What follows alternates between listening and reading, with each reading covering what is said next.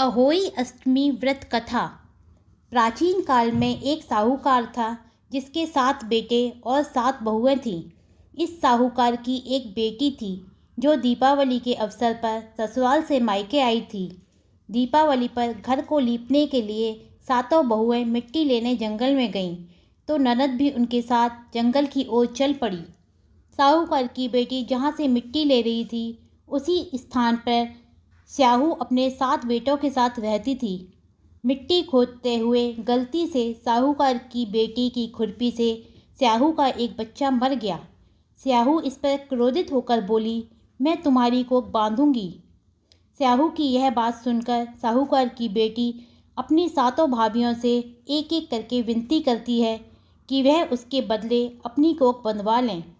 सबसे छोटी भाभी ननद के बदले अपनी कोख बंधवाने के लिए तैयार हो जाती है।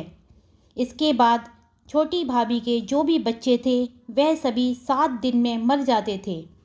7 पुत्रों की इस प्रकार मृत्यु होने के बाद उसने पंडित को बुलवाकर इसका कारण पूछा। पंडित ने सुरही गाय की सेवा करने की सलाह दी। सुरही सेवा से प्रसन्न होती है और उसे स्याहू के पास ले जाती है। रास्ते में थक जाने पर दोनों आराम करने लगती हैं।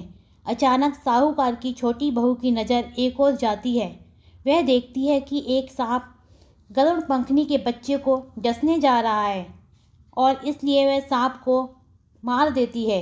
इतने में गरुड़ पंखनी वहां आ जाती है और खून बिखरा हुआ देखकर उसे लगता है कि छोटी बहू ने उसके बच्चे को मार दिया।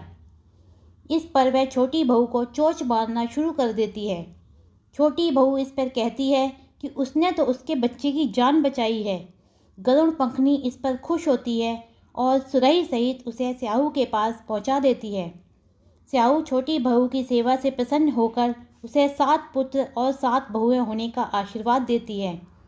स्याहू के आशीर्वाद से छोटी बहू का घर पुत्र और पुत्र वधुओं से हरा भरा हो जाता है।